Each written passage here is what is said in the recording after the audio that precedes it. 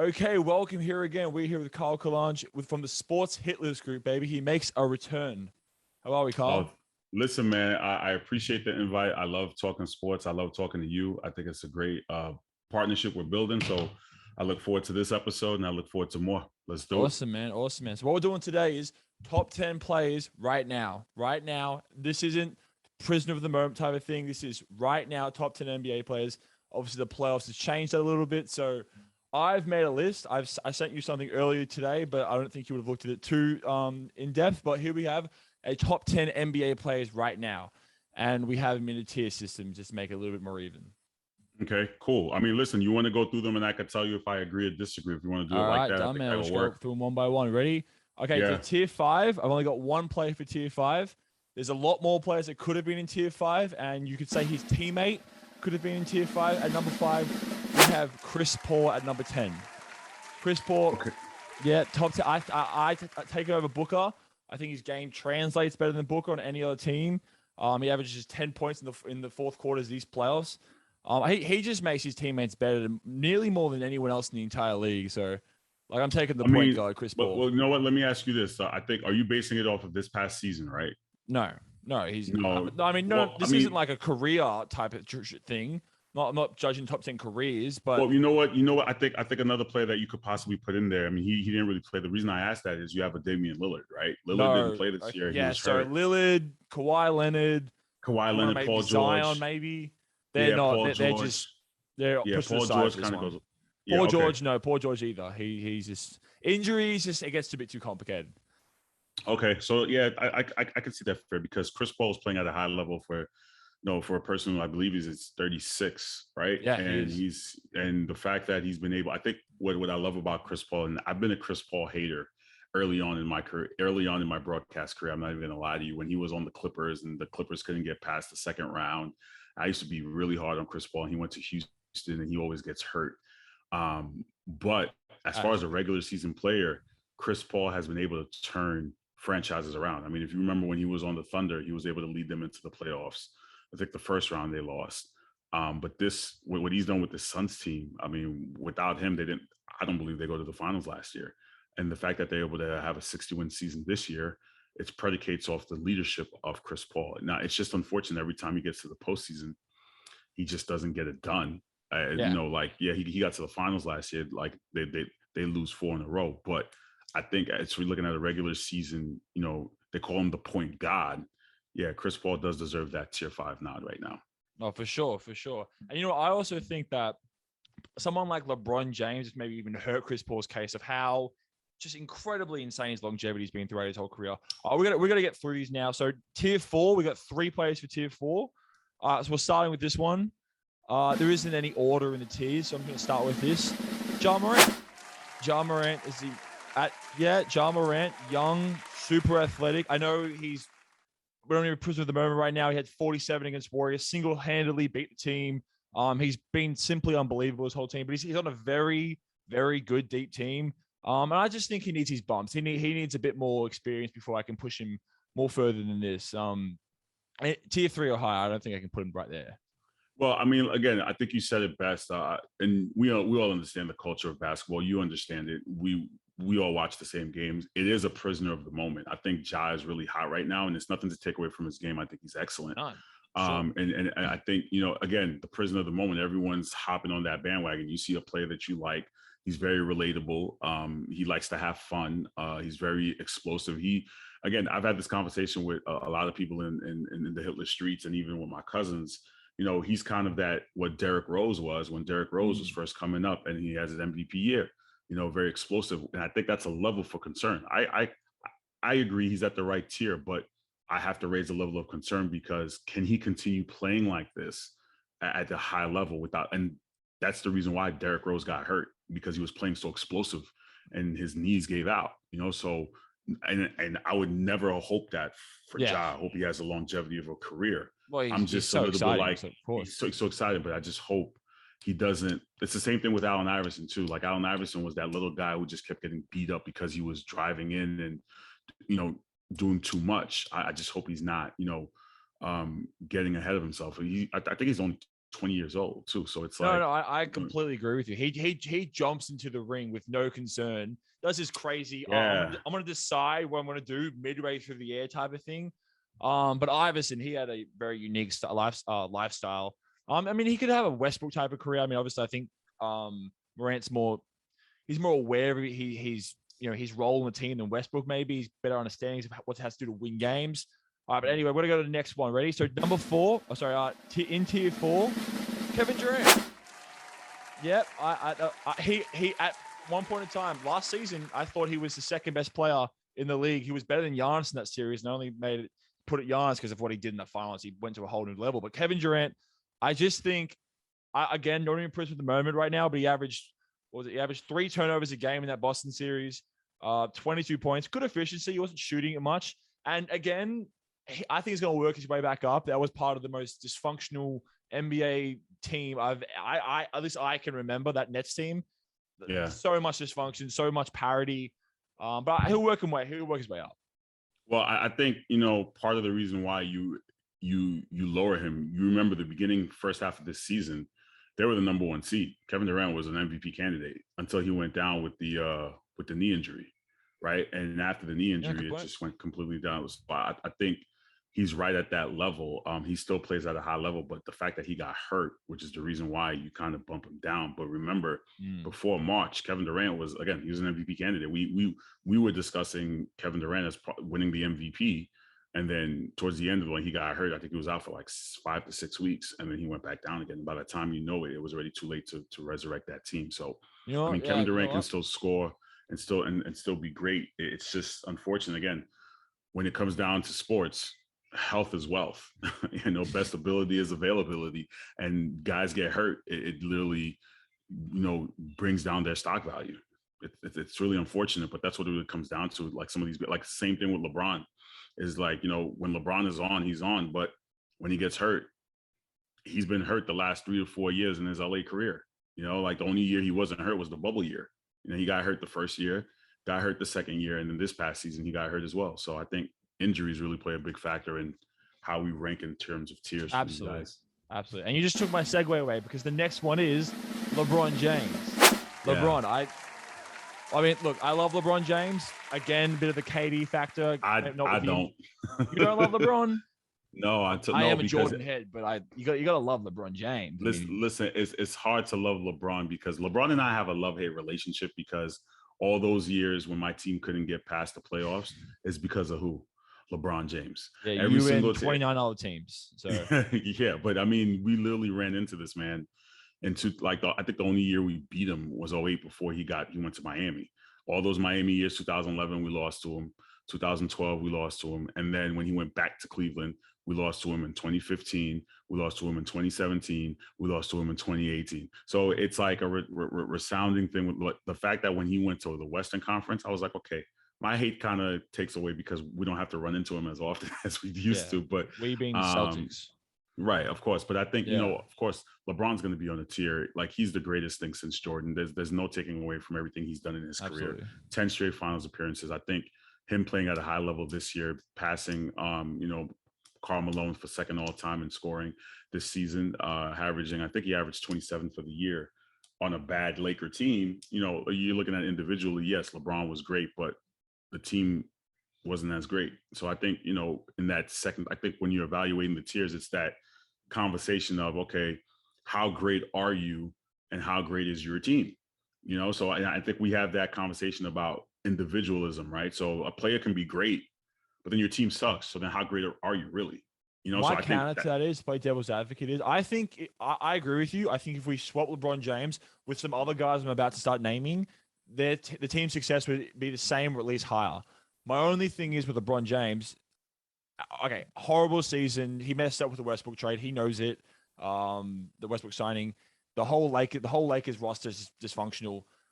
The way he carried himself, the way he would walk up and down the court, the way he would, I think, maybe mentally check himself out of some games. It was just, I don't know. I bumped it down a tier. Maybe I'm a fan of the moment, but yeah.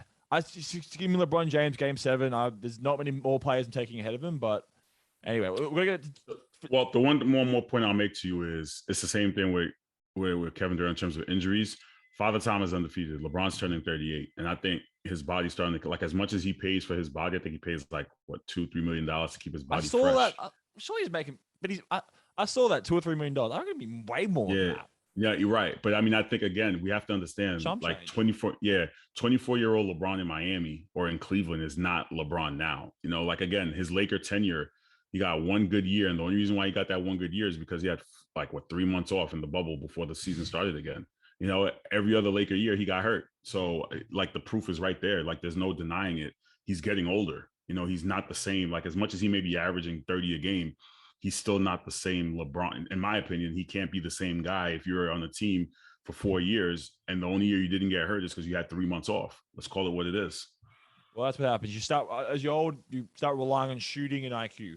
Okay, listen, I'm getting old, man. You see my gray beard's coming in, so I get it. Come on, man. You're never getting old. All right, tier 3s, and this is the reason why I was thinking about putting Kevin Durant in this tier, but the reason I didn't think he belonged with this guy, Jason Tatum, your boy, Jason Tatum. He outplayed him. Boy special. Outplayed a good him. friend of mine called Pierre Hines. Every time Jason Tatum goes on a run, he says, "That boy special."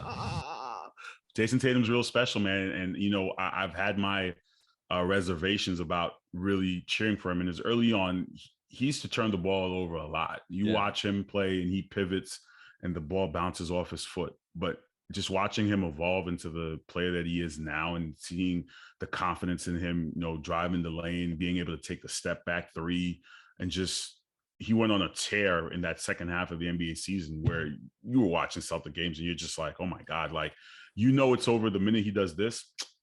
And, you know, it's like, it's amazing to watch him play. And I'm just fortunate enough, the fact that I am a Celtics fan, to see most of his games and see how he's evolved. I think, you know, he has a incredible future for the age of 24. And the best is yet to come with Jason Tatum. And I think clearly in the next couple of years, he should be in that MVP race. Absolutely. Absolutely. I think he wants to as well. I think that's his goal for next season. I think he said something along those lines. So, you know, let him have that, you know, those few seasons where he's trying to win MVP. See how he goes. Okay, next one, we have Stephen Curry. You can't put him any lower than this. I don't think you can put him any higher than this. The Warriors, okay, there's a lot of things you can say. There were only 45 and 19 when Steph Curry played this season. He had that weird shooting slump, you know, when he was going for that 3-point record. He was also balancing like the Klay Thompson return with the Jordan Poole ascension. But man, that Denver series, it was Steph Curry. Like it was Steph Curry to a P. It was 28 points a game. The most unstoppable player without the ball in his hands in NBA history, the greatest cutter in NBA history, the greatest shooter in NBA history, Steph Curry. Listen, his mama named him Wardell. I'm going to call him Wardell. That's what I call him. Wardell. Stephen Curry is amazing. Nothing but, you know, positive things to say about Steph. And Steph has revolutionized the game. And he's still being able to play at a high level, and he's getting older as well. You know, so it's crazy to believe the Warriors run. You think about it, it started in 2014, almost 8 years ago, like the 2014, 2015 season. Babyface Steph, yeah, you know, so the fact that they're still being able to play. I mean, Clay's not playing well now, but Steph is the engineer. I mean, everything goes around like their game is predicated on how the offense flows and how he maneuvers the court, moves without the ball, being able to shoot those high volumes of 3-pointers. It's beautiful basketball, right? And a lot of people hate on that because they don't like to see. A lot of people hate on the shooters. They don't really like to see that in the league, but I love it. I think Steph is great at what he does. And I'm not even mad at him being in that tier 3. I think you said it best in covering it, is that he had his slump in the beginning of the year, you know, trying to break that record. And he kind of got back into it, and then he ended up getting hurt too. You see what I'm saying? Like it's like injury bug. Injuries always kind of play a weird part with this. You know, so he was, and he got hurt because of our guy Marcus Smart. You know, so I think, you know what's crazy about that, I actually was in Miami. I bought tickets to go see him in Miami, and he was hurt. He couldn't even play. But Steph is amazing. Like I said, Steph is one of those guys I really have to see play before he retires. He's on my bucket list for sure, because I know when he goes on, he puts on a show. You've never seen Steph play? You know, I mean, in person, no, I haven't, not yet. I mean, I live in Melbourne. What I would do to watch Steph Curry play basketball, man. Yeah, no, but like I said, I had tickets to go see him because I was going on spring break in Miami, and then he ends up missing the trip because he was hurt. So I didn't get a chance to see him. But I know, like, I have a Steph Curry shirt here. He's probably the only non-Celtic player I root for is Steph. That's Can't it. hate Steph, man. Can't hate Steph. Shoots the ball well. He does things that you can do. I mean, you're not gonna do it often, but you can hit like a long range three. You're never gonna, jump do some Ja Morant type stuff. Anyway, we're gonna keep going with this. Oh, back on that as well. How you missed out on Steph Curry. The one NBA game I ever went to, I bought tickets to New York, and then went to Boston. It was the Chicago Bulls versus Celtics, and I bought it a few months after Derrick Rose's second injury. So he had returned. He was healthy. I bought the tickets. I was like 14 years old. Bought the tickets, and the best part I saw. What year was that? What year was that? That was somewhere around 2014, 2013, something. Oh there. We the Celtics were bad. Kelly Olynyk, Jeff Green. Oh my God, that was a terrible team. I just did it to see Derrick Rose play. All right, that's anyway, awesome. These two guys completely revived the position. It's Jokic and Embiid. 1A, 1B. Jokic he's sensational. What can you say? He's the best passer I think he's the best passer big man ever, over Sabonis, over Walton, over Russell. Russell was a very underrated passer. Over Vladdy too. Vladdy was a great passer. For sure, man. I mean, and Embiid, he's finally adding that finesse with his already just like charged bull mentality who can overpower people. I mean, they're both sensational. Listen, I think, they're great. I think it goes back to my same point before. Joker gets the edge because he's healthier.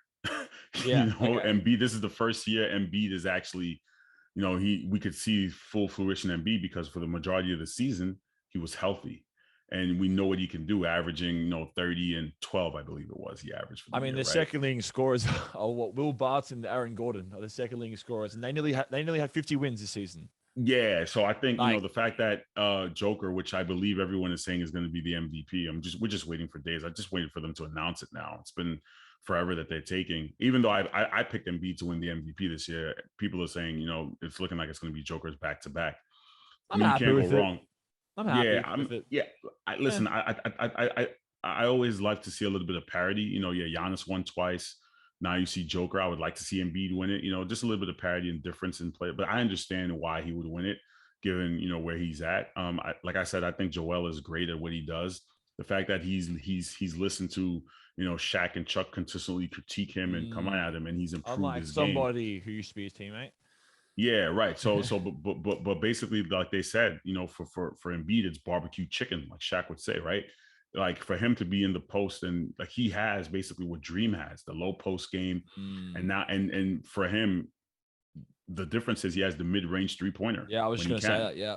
Yeah. Sure. Even though I hate it, I hate seeing the big man take the three-pointer. I understand the game has evolved. I do. I can't stand it. Again, I'm of the old school 90s mentality where you play your back to the basket. You play the low post, you dominate in the paint, and you score. That's simple, right? But I understand these big men now.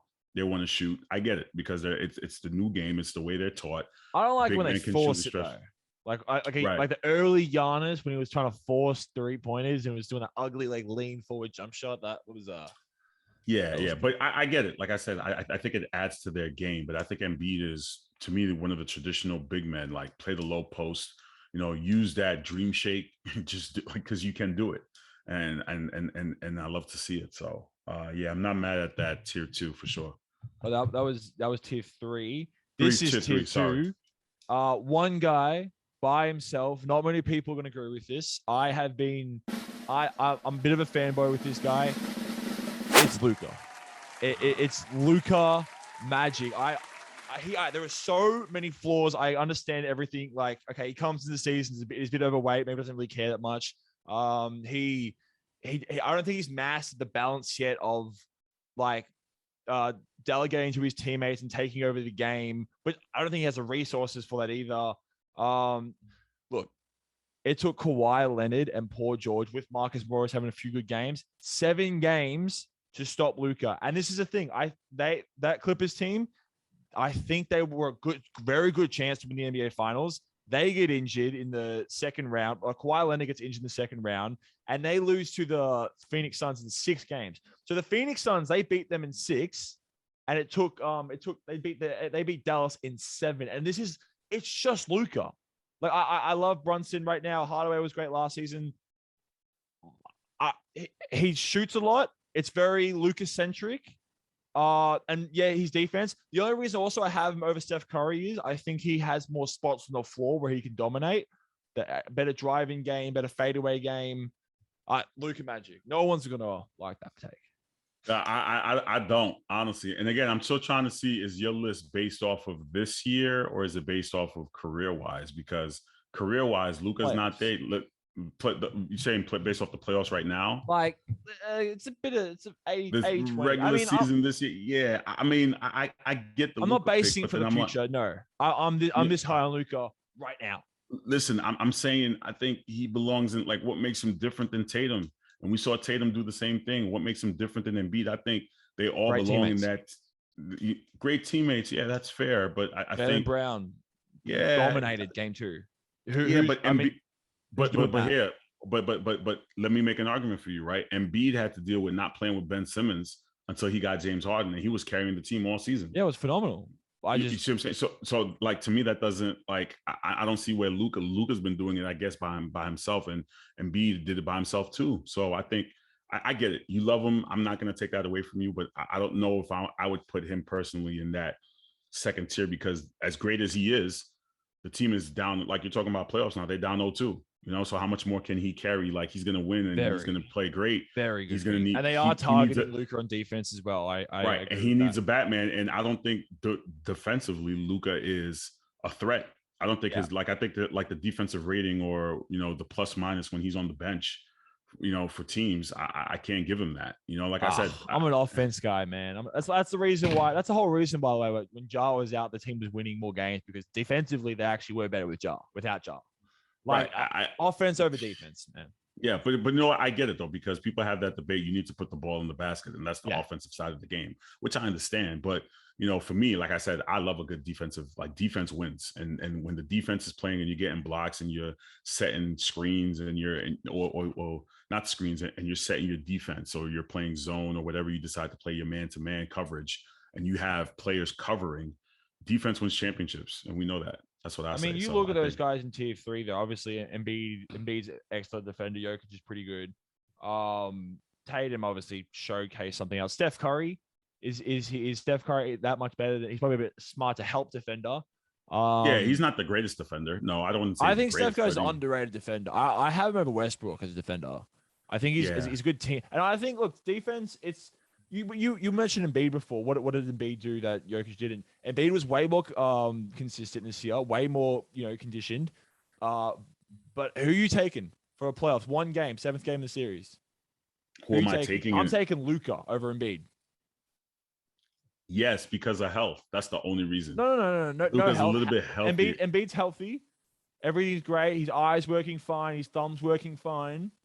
That's a tough call, man. I don't know, because I haven't seen enough of them deep in the playoffs in the game 7 situation. I've seen Embiid.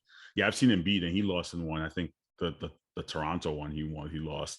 And I've seen him in the playoffs before, but I don't know. That's a hard question. The one thing I'll say though is with your list, I would probably just move the tier 3s to 2 and put Luka in the tier 2. That's what I would do.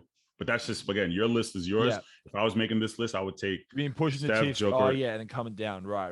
Yeah. So I know this is the biggest difference between the tiers. So smallest difference between the tiers, I'm talking about a guy who's won one playoff series in his entire career. So it might be. Yeah, but I get it. But I totally understand it, because Luka is, like I said, you're looking at the trajectory of the league in terms of the future. The future is Luka, Ja, Steph. I mean, not Steph. I'm Luka, Ja, Tatum,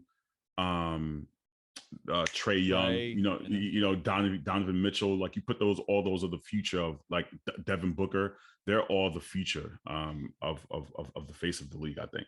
All right. Okay. And number 1, to everybody's surprise, it's Giannis Antetokounmpo. What can you say? Got 50 in the playoffs and the finals. Sorry.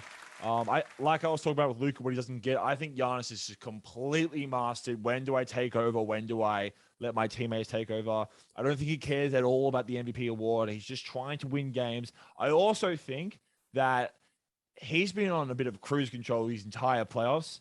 Game 2, he lost. I think he's going to come out big come out massive for game 3. I think we're going to see something like special. Like, here we go. Now I'm about to Giannis this up. Okay, we are back from technical difficulties. Like I was going to say, it's Giannis. What else is there? Yeah, honestly, I mean, I've had this conversation too before. After the last year's championship, I think I did the same thing with Dirk, right? So when Dirk couldn't get over the hump, and we were so critical of Dirk until 2011, and he beat LeBron's, first like the Heatles in that first year. We're like, okay, we can give Dirk his flowers on. That's it. For me, after last year, I don't think Giannis has anything left to prove, in my opinion. And people hate me for saying it because, again, 2-time MVP, Defensive Player of the Year, Most Improved Player of the Year, NBA champion, NBA Finals MVP. He has the accolades. He has the individual accolades. He has the team accolades. He has the numbers. Giannis, to me, is already in the Hall of Fame. That's just my opinion, right? And I think even before the age of 30, he's been able to look at all he's already accomplished. And I think some people slight that, though. Well, Giannis needs to fix. He needs a mid-range jumper. I don't think he does, because you're able to do everything you did without it. What else you have? Like, clearly, he's going to want to prove some more and just add more to the resume. But he's checked off all the boxes. And as far as playing, as you said, like, he's playing arguably the best player in the world right now. What else does Giannis have to prove? This list is he's number one. Well, it's not only that. Right. You can tell he wants to, and he's 27. He's 20. Yeah, there's nothing like I'm just looking years old, Carl. Right, but again, when you look at everybody else, and when you want to, because us as sports fans, we love to do this, right? We love to compare. So when you compare Giannis to LeBron, to Jordan, to Hakeem, to Shaq, can you tell me another player who's had his resume before the age of 30, the way Giannis has right now?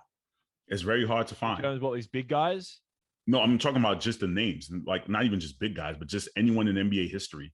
Everything that Giannis has accomplished before the age of 30. Who else in the NBA history can say that they've accomplished all those things before 30? I think maybe MJ, but I'm not sure. I don't think MJ won a title before 30. He may have been like 27, 28. Yeah. Yeah, around that. I have to go back and look. Yeah, I have to go back and look at the math. Maybe he was around that age. But the fact that Giannis, to me, I think that's completely impressive to have all those things already done, and what people strive for and they don't get later on in their careers. He's doing it in the peak of his prime. Wait, hold on. There's nothing else for me to say. You're saying, obviously, he's one of the most accomplished 27-year-olds in NBA history. I'm not disagreeing with you. I don't have the list of who's done more. I don't know when Moses was winning his stuff, but do you think, obviously, he's very, very young still, and when Jordan was this age, I don't know about him. Do you think Giannis could be maybe one day in the contention for GOAT debate? No, I wouldn't say all that. No? That's okay. hard for me. You know what? I'm going to be totally honest. This is me being biased because I grew. MJ basically got me into basketball. It's hard for me to put anybody above MJ. Okay. I'm not saying, yeah, and even for him to enter that conversation, because Giannis didn't start his, part of the problem is Giannis didn't start his career as great. Yeah. Right. Jordan came in. We knew Jordan was going to be great. We knew LeBron was going to be great. Giannis, it took him some years. It took him like a good 3 to 4 years before we finally looking at this kid like, okay, he's really here at the table. I think that's a little bit far-fetched to say he's going to be in the greatest conversation, but Giannis is that guy, man. He really is. And the fact that he was able to stay with Milwaukee and prove people wrong that you don't need to go to a super team to win, he did it. And I know what people are going to say. Well, it was all for injury year. At the end of the day, we can't sit here and put asterisks on accomplishments, because you do that every single year. There's an asterisk as to why. The asterisk last season. Say it again. What are you talking about? An asterisk last season? Yeah, fans will say because everyone got hurt last year. It was the year coming off of COVID, which is why you like you. Yeah, that was the narrative behind that. You know what's asterisk season? The Raptors, maybe the bubble championship. No. Giannis deserves. Bro, listen, you want to do the asterisk, you'd have to. If you go down every single year, I could give you an asterisk for every single year. We can't do it. So just you're a Celtic fan, man. When Kendrick Perkins got injured, who knows what would have happened? 2010. I'm not gonna get you all on this because I know you'll start running around it. Anyway, guys, thanks for watching. Shout out to the Sports Hit List. Go like and subscribe to them. Like and subscribe to us, and have a good day, guys.